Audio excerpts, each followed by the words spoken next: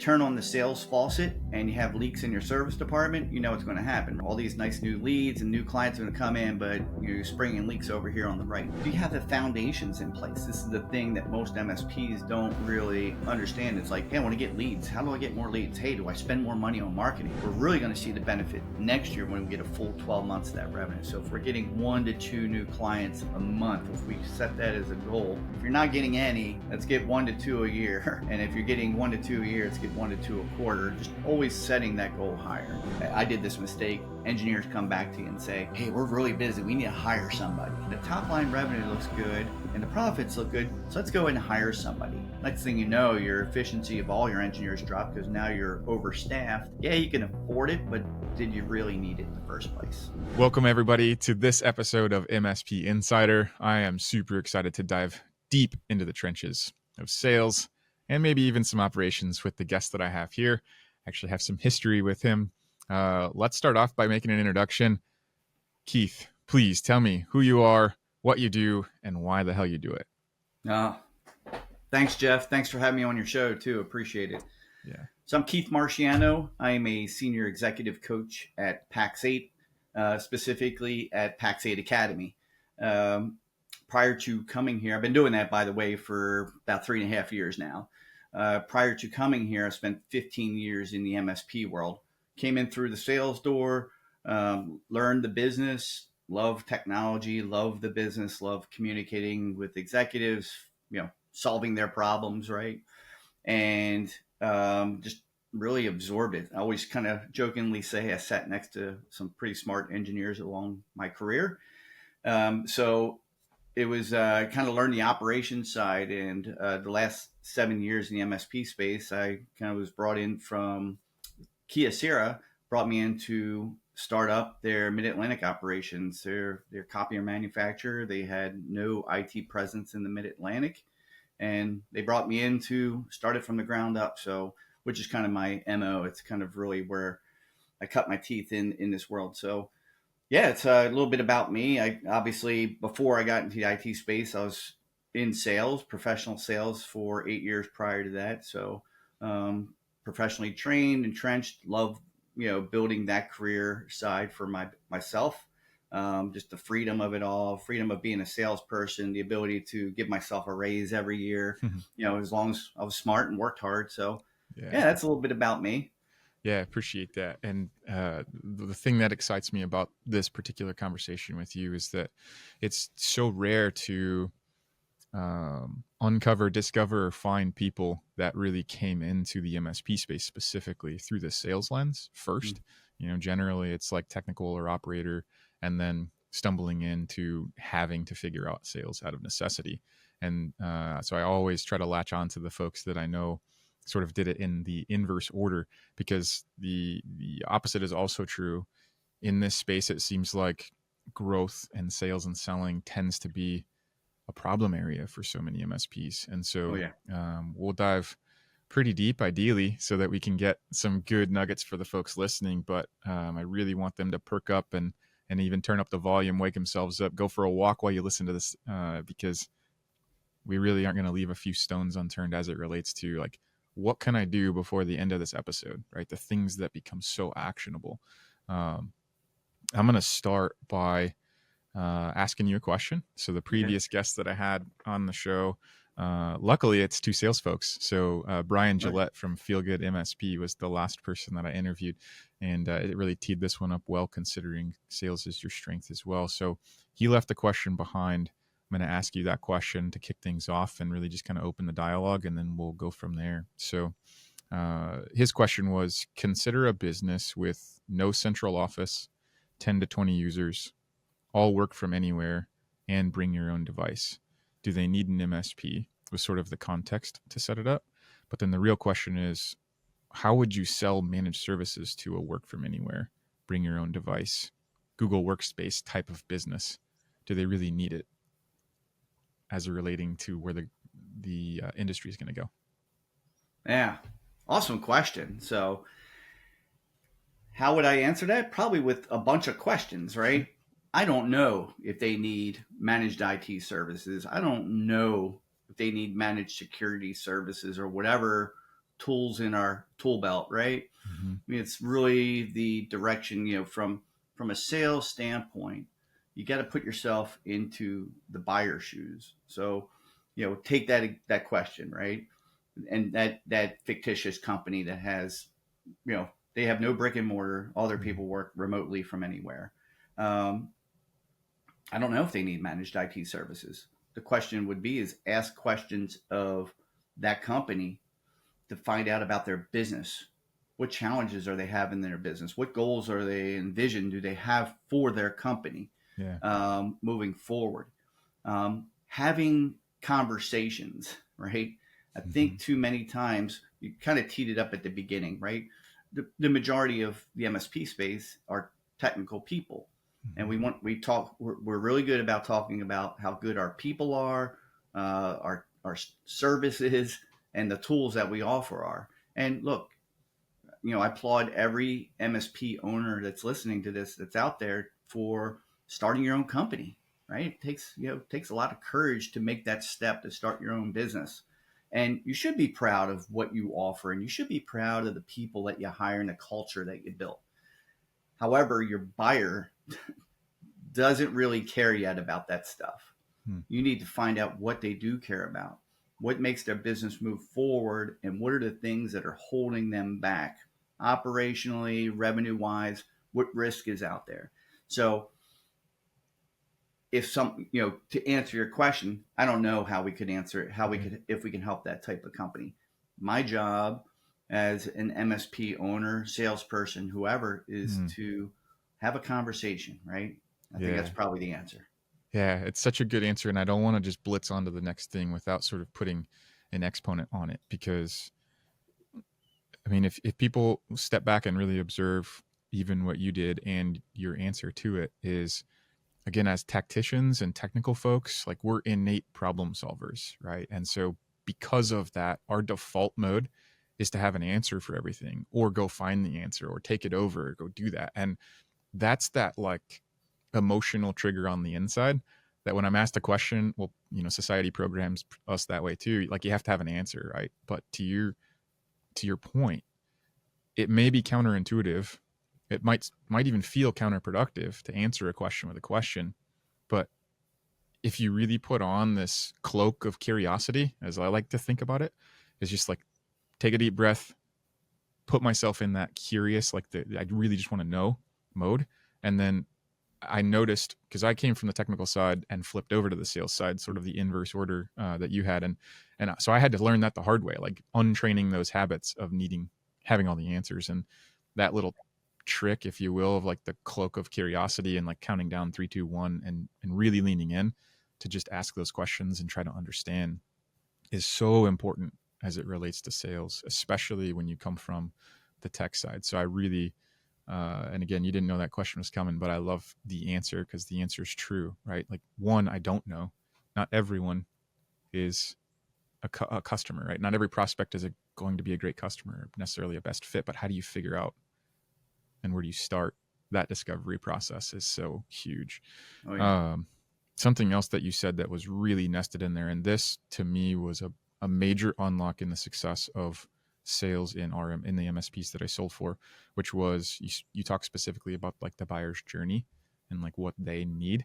Can you start to unpack that a little bit for the audience? Because that was a totally foreign concept to me when I first made that transition. So, like, in your own words, what is the buyer's journey, and how do I begin to map that out so I know how to navigate it?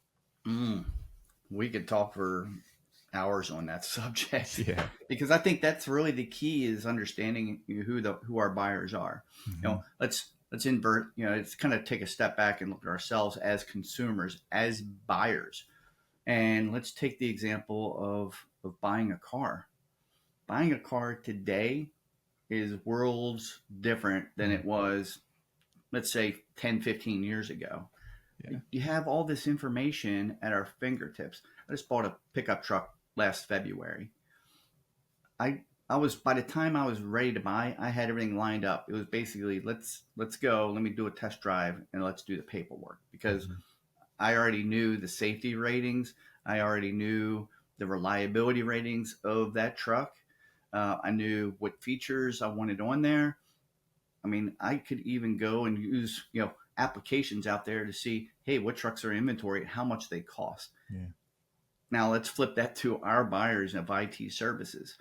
They have a lot of the answers. They can get a lot of the answers. They can YouTube it, Reddit, Google it. Mm-hmm. They can look at your website. They know what you do. Yeah. By the time when they reach out, they want the answers that they can't get to on their own. So that's where you come into play of this conversation. And the buyer conversation, look at who our buyers are of IT services in, let's just say a small mid-sized company, right? Um, it could be the owner, could be the president, CEO, CFO, or controller, could be an office manager, director of operations. There are different people inside the organization, and each of them have their own needs and wants. They all have their own responsibilities and measurements to hit their own KPIs inside of that company. Their own, I guess, selfishly desires and wants and needs. So if you're talking to an IT person, let's say you're talking to a larger company, internal IT person, IT manager of some sort, right? They may need and want what you have, and you have a great conversation with them, but they're not the ultimate buyer. They're not the ultimate decision makers. You have technical buyers, and not technical in the sense that we know them, right? Technical in that they know the technical ups and downs of the operation, right? Where the operation is, the business itself is efficient or inefficient. Mm-hmm. They know that their people are complaining about their current IT services. They know that they have some sort of security incident going on. That's where your office manager, IT manager, director of ops, that's more of your technical buyer. And the economic buyer, the ones, hey, am I going to invest in this company? Is the juice worth the squeeze to spend that extra money on this IT company when I'm getting IT services from this provider at a lower rate? Those are the things you need. That's the buyer journey, right? Mm-hmm. Put yourself into their shoes, right? Stop thinking about it, about all the, like you kind of said, all the problems that we can solve and are wanting to solve those problems. It's about them. Put yourself in their shoes and what they're going through. And again, goes back to where I started our conversation. Ask them questions of like, what are their responsibilities? How are they measured inside their company? At the end of the day, they're the ones that are going to be responsible for the decision to switch if they do switch, and really kind of put their neck on the line of, hey, going with you or not, right? Yeah. So Yeah, there's a couple of things that I heard you say in there that I really wanted to circle back to and then dig in on. One was basically when there's more than one party involved in the decision, right? And really understanding their buying process, if you will. And one of the questions that we really kind of settled into asking often to figure that out and like figure out what was happening behind the smoke screen of their business, right? Who all was navigating different things was who else needs to feel really good about this decision? Because then ideally they're going to answer, right? Well, it's going to be this way or that way. Have you coached on or have you uncovered any sort of go-to questions similar to that one to help expose the landscape that you needed to navigate as far as the decision went? ooh, I love that question. This is, here we go. Here's some free coaching for everybody out there. Yeah. Look, this is kind of our conversation before we started this recording was, man, I wish I could go back in time and tell my younger self, all the, hey, don't fall into that pit, or, the mistakes that we were going to make. And of course, mistakes are how we learn. Look, I've done everything from like trying to, hey, who else is involved in this decision? Hey, who here in your company is going to decide on IT services? Boy, imagine yourself as, again, putting yourself in the buyer's shoes. If you're that director of operations and you're having a conversation with somebody and they say, basically, hey, I know you're not the end all be all. You're not as important as you think you are. Who else is involved, right? That's damaging to the relationship. You don't mean it, but you need to get to the bottom line answer. it's a very slippery slope. One would be having conversation to build a know, like, and trust relationship.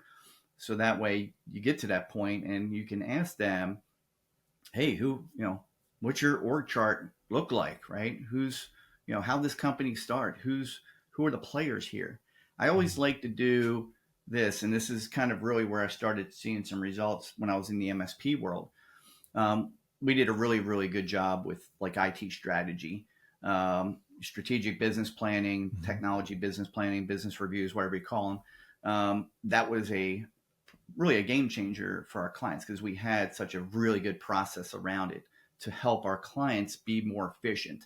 That was the solution. I didn't lead with that. But one of the things I did is as I had, let's say, a first time appointment with a prospect and that buyer, let's say it was a director of operations of a construction company because construction was my vertical. Sure. A lot of times I would ask them from a standpoint is like, hey, have you ever, do you do technology business planning? How do you roadmap your technology spend, right? How do you look at reducing your technology debt? Have questions around that topic. When I got to really the end of that first meeting, I would almost set a expectation with them of saying, look, here's some of our non-negotiables of doing business with us. This is what we do for all of our clients and yield them results. And when I got into the strategic business plan, it's like, I would say to that director of operations, hey, at least once a year, it can be more, but at least once a year, I need to meet with you and your stakeholders here in your company, all your executives, to understand the direction of your business, the culture, the vision, and to start to lay out the foundations for a strategic business plan on an annual basis. We could do it more, and even to the point where, I'd love to sit in on quarterly leadership meetings, right? But at least once a year, we have to do that.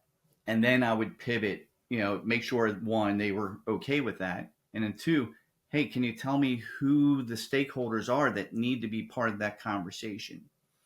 And then that they're more willing to give you the name. It's a totally different ask than, hey, who else is involved in the buying process, right? Yeah, absolutely. You're getting them, you want to get these folks to the table when they become your clients, so that way you understand the direction, so that way you can put technology in place to help them achieve their goals.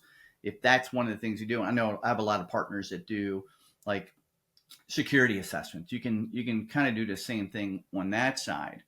So you take your solution, you put it into a form of value, game changers for them. And then from that standpoint, they'll be more than willing to get, let you know who those people are. You might be able to find them on the website. Who knows? But you find that out, then you can say, great. Hey, our next meeting is, what I want to do for our next meeting is I want to bring an engineer in. We do it, typically most of my partners do an assessment, some sort of assessment or review of the technology, might be a security assessment or technology assessment. Hey, can you have these folks here so we can talk around and I can get buy-in around our strategic business planning process and make that non-negotiable to have at least a conversation with them. And I'll leave it with this. By doing that, that lets you know where you stand with that buyer that you're talking to.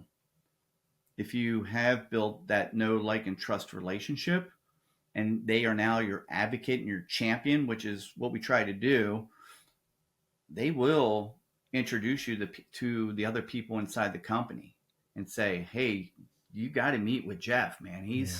We had a great conversation. I think he's the right solution to, for us to scale our business and to really improve our IT posture here inside of our company. And he's got some insight. They even have this strategic business review process that is a non-negotiable for them. They want to talk to us about that.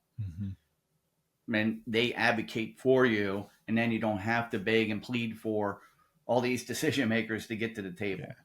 Yeah, I love that that's where you wrapped it up too, because what I was hearing in your example that I didn't want people to overlook was essentially the repositioning of you and your role in the dynamic. And from that, it was another light bulb moment for me when we adjusted the way we engaged prospects to be selling with them and not to them.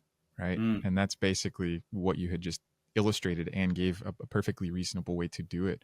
Is you don't want to just come out and ask that black and white question of, uh, who else are you dependent upon to make this decision, right? That's a really an assassination question and not going to get you anywhere. But instead, it's, the invitation to come to their leadership table is a totally different way to engage in the solution conversation, and to be invited there is a totally different dynamic as well, right? So from Yeah. a sales resistance or an acceptance standpoint, you've basically flipped the emotional scale to be best case scenario. So And the key is also like, look, most of the MSPs are technically led. The owner is running the sales show. mhm, I always coach like at least till 2 million in revenue. The owner's the yeah, salesperson, mhm, and you got a great advantage. You're an entrepreneur. Talk like an entrepreneur, think like an entrepreneur, and have conversations with entrepreneurs. And yeah, that's all it is this back and forth conversation with people. Like for salespeople, it's harder, right? mhm, Because you might be talking to somebody at the C level, and you're this salesperson with the mindsets of people around who salespeople are.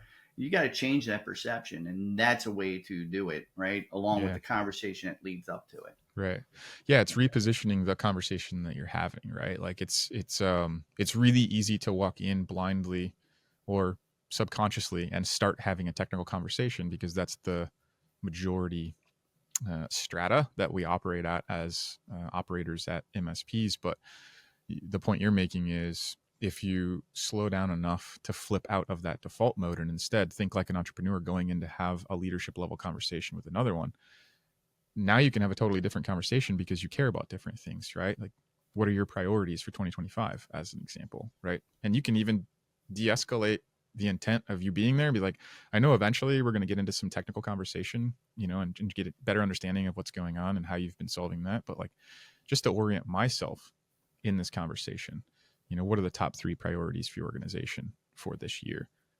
Is a totally different way as well, right? To pre-frame the conversation, and then you've also anchored the North Star in that conference room or on the team's meeting that says, at any moment in time, I can point back or push back or align to their priority and their interest and the thing that their success or failure is measured on.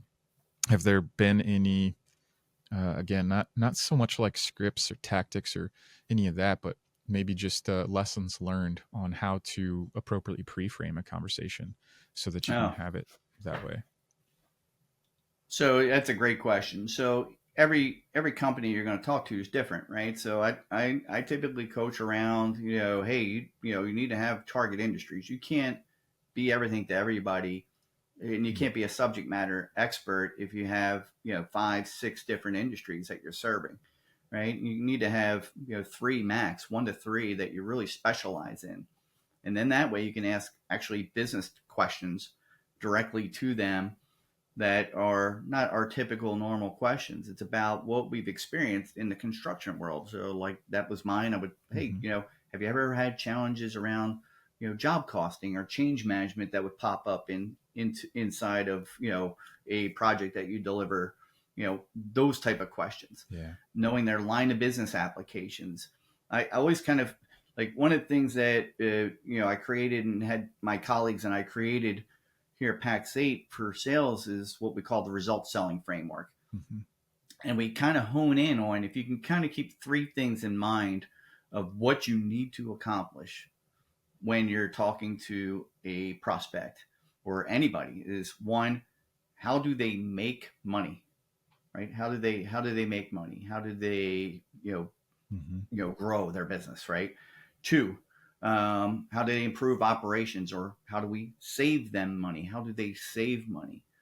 And then 3, minimizing risk, or how do we protect that money that they're making, right? So Mm-hmm. their construction business, right? We want to know how, what they do. If they're like, let's say they're a roofer, right? Mm-hmm.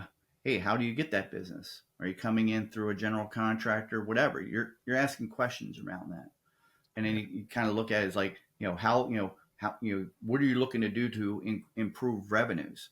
What are Yeah. some challenges that you're having when you get into a job around, you know, losing money, right? What are some of the operational inefficiencies that you're having? And then finally is like, hey, where's the risk at for your business to be able to grow?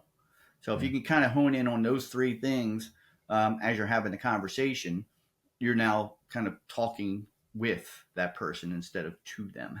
Yeah. No, that's great. I want to help shake up the audience slightly because, again, you're in a unique position where you talk to many MSP business owners or sales leaders because that's why they come to Pax8 Academy and to get coached through that. And that's actually where we met as well because of my involvement there with from my MSP. And I would just be curious to know specifically, like, when MSPs come to you at the start of that coaching, and specifically you do the sales coaching. So like, where do they think they want to start? Like, what's the thing that they show up wanting yet? So it's like a 2-part question. Where do they come from when they're first starting the coaching with you? And then the second part to that question is, where do you actually start with them and why? Awesome question. So most MSPs come to us for usually two main reasons. One, I need to get more leads, more opportunities. And two, I need to get better at sales because I'm a technical person. I don't know sales. How do I get better? So they come to be coached on how to get more leads, how to grow their business. Really, mostly if you look at that main key point, they want to grow their business. That's how they get here. So when we start with them, we have them fill out an assessment and we look at it, even though they're coming from a sales coaching standpoint, we look at holistically sales and operations. I always kind of say is like, if you turn on the sales faucet, right, and you have leaks in your service department, you know what's going to happen, right? All these nice new leads and new clients are going to come in, but you're springing leaks over here on the right. So we want to see where everything is today. But do you have the foundations in place? This is the thing that most MSPs don't really understand. It's like, hey, I want to get leads. How do I get more leads? Hey, do I spend more money on marketing? What all these perceptions that are out there. And it's like, yes, we want to get more leads, but who's our buyer, right? Let's establish what do we sell? Do we have that in place? Are we selling our services profitably? Because it'd be great if I gave you, if I help coach somebody so that way they're getting 1 to 2 clients a month. That's really the goal I shoot out for. Is like, we're helping you grow your business. Not, doesn't help you if you're selling your, managed service agreements at a not a profitable rate, or as profitable as best in class, which the industry should be doing. So what do we sell? Are we selling it profitably? Who are we selling it to? And then do we know the value and the results that we deliver to those people that we're selling it to? Very foundational. And then it's like, okay, now you're starting to get all these leads and things like that in place. Is your PSA set up correctly? Do you have a sales CRM that you're using? Are those things set up? Very foundational stuff to get in place. And then establishing really a strategy around referrals, right? How do you get referrals, or how do you get your clients to introduce you to the people that you want to? Now that you've established this target audience, how do we get in front of those? Who are our clients in that target industry, and who do they know in that industry that they can just introduce us to? So we kind of start from, hey, are those foundations in place? Because some partners, depending on their operational, growth stage, that they may have those things in place. So I always kind of pull a trust but verify as a coach is, hey, let's take a look at those things. What is your target industry, your TCP, your ideal client? What's that look like? All right, what results do you deliver to it? Most of the time, that's probably the biggest gap I see, Jeff, is that they're like, yeah, we go after construction companies. Great. What results do you deliver to them? I don't know. What are 2 to 3 business problems that you solve for them? Business problems, not technical problems. So it's figuring those things out so that way you can have a conversation with, people when you get out there in the field. And then, okay, now we have those foundations in place. Now let's put together the marketing and prospecting plan. Now let's learn how to sell and use results on framework to improve the amount of wins that we get, right? Yeah. So. Yeah, and I can attest probably to the grimacing and the groaning that every MSP owner is really like thinking and feeling listening to that, because I had the same gut reaction, and that was after doing sales in MSP for 5 or so years, maybe 6 by the time we started talking. But I can also emphasize the importance of slowing down so much to do the really deep thinking work before you do any of the doing work. And to me, Mm. that's what the engagement was like through that lens, because I'll never forget when I first got my one of my first homework assignments, right? And the document was called "What do you sell?" I'm like, come on, right? I could just slap together these things, but the way that it really asks, black and white, like these things have to live on a piece of paper, right? And everyone in the company needs to be able to answer that question uniformly as well. And so alignment was a big piece of that. Messaging was a huge piece of that. Who do we do it for? What exactly is managed services, so that when we have a prospect come in and you start figuring out how you can solve their problem, or which way you can deliver an outcome, like, does it match in any way, shape, or form what you truly do? And Hmm. so that was one of the biggest lessons learned that I had coming out of that, was like zero assumptions in some ways, right? And it wasn't real unless it lived in a process first. Yeah, and uh, you nailed it. Like from a standpoint of hey, we're a technology business. That's not be, it's great. We definitely are a technology business, but how can we build a sales culture within our organization? mm-hmm, How can we get our engineers and even our admin folks to, spread the news and to the people that we want, right? mm-hmm, If we don't have some of those foundations in place and they're not aware of what we sell, right, and how we sell and the problems that we solve, they're not going to be able to help with that. They're going to listen out for, hey, they're going to ask, hey, do you know of anybody looking for IT?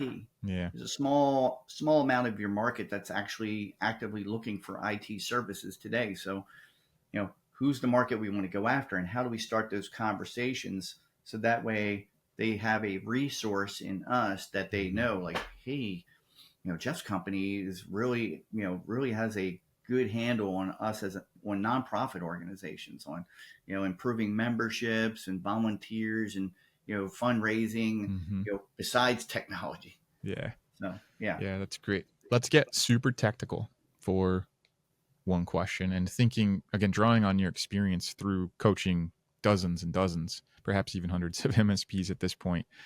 What are what would you say are the only 3 numbers that an MSP owner or their sales leader could or should be tracking daily to Mm, predict the success of their sales org? love it.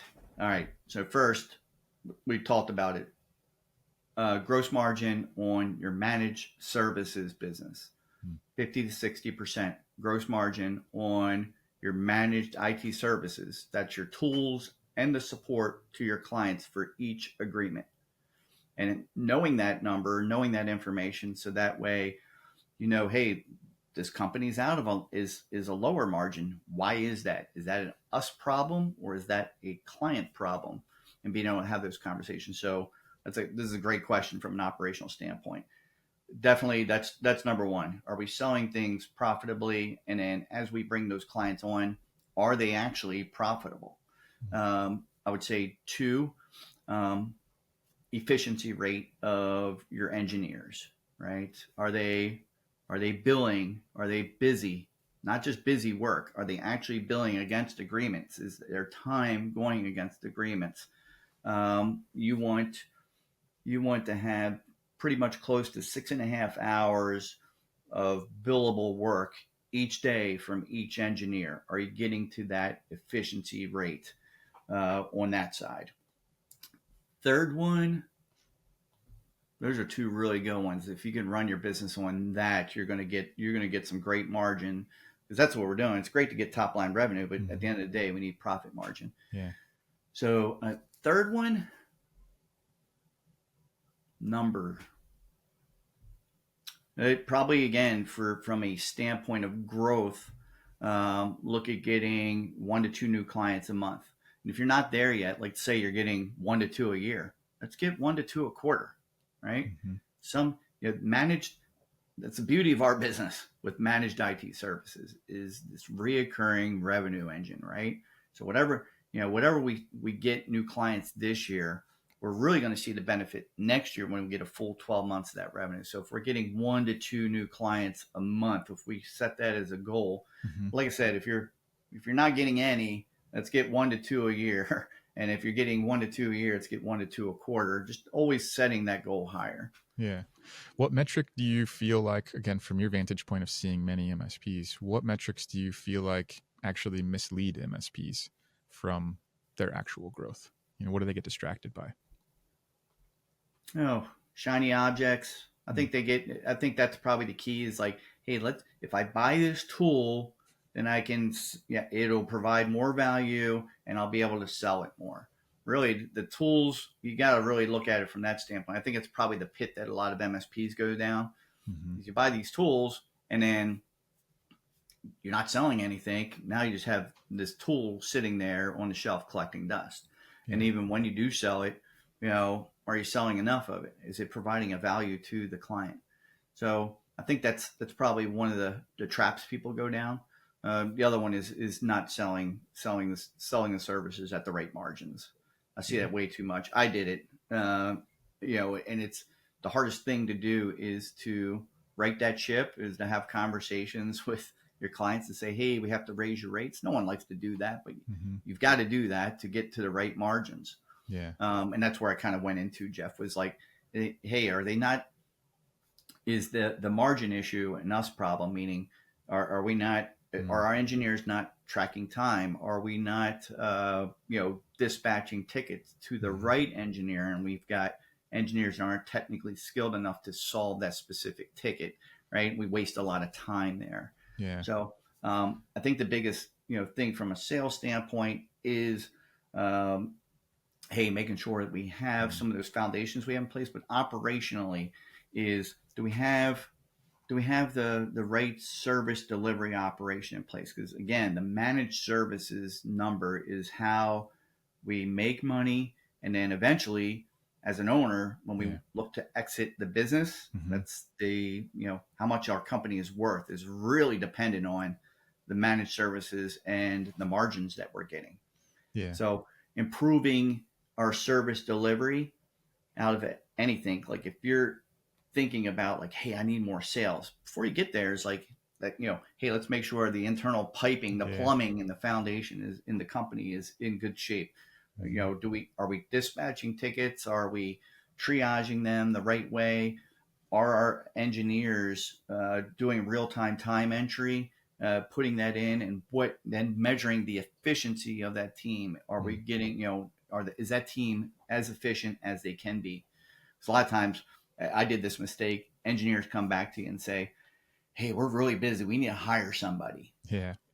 And we all hear that. And you kind of look at it like, hey, looks like we got the revenue, and the top line revenue looks good and the profits look good. So let's go ahead and hire somebody. Next thing you know, your efficiency of all your engineers drop because now you're overstaffed. Yeah, you can afford it, but did you really need it in the first place? Yeah. One of the things that I discovered in the process of like going back to our current clients, right, and looking at profitability and margins and all that thing, one of the things that seemed like it was a fairly common mindset that the MSP owners tended to have when doing that was persecuting your current clients for the sins of our past, meaning like when we sold them the agreement, right? Is it really their fault that they're such a low margin, either because the tech is bad because we haven't sold them the project, or we let them get away with it, or we sold it at such a lowballed price? Like that's not their fault, right? And yet it's really easy sort of from that ivory tower to be like, oh, I finally ran the metrics against my book of business and look at all these clients in the bottom quartile. Like I'll just send them a notice, 90 days, your price is going up, period. And it's like, no, you really have to like sit down and be honest with yourself and hold yourself accountable to where things are and why they're there.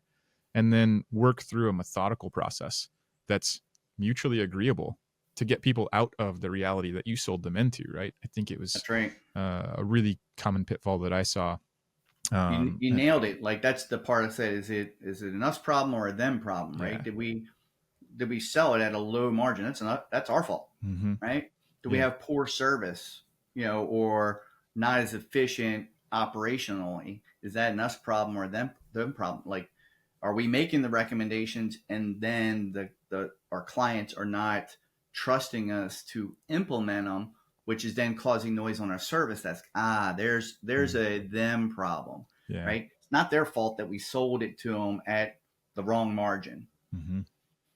We need to have the conversations on that from a standpoint, like, it used to have them all the time. It's like, hey, you're a great client. You've been with us for 5 years. You're actually on a legacy agreement, and you're actually not getting the value that my newer clients are and the protections that my newer clients are. We're doing this webinar around whatever.